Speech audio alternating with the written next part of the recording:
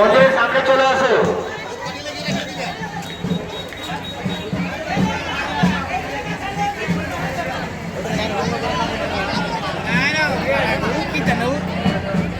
ওইখানে অন্য কথা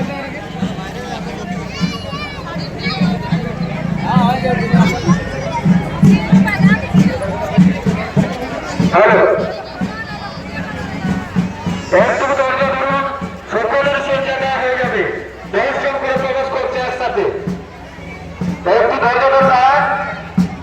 আর তাতে যদি কারো শারীরিক সমস্যা হয়ে থাকে আপনারা এখানে মন্দিরের সামনে চলে আসুন। এখানে সন্ধ্যা দিয়ে আপনারা চলে যেতে পারেন, কোনো অসুবিধা নেই। ছেলেদের বেশি লাইন নাই খেলা তো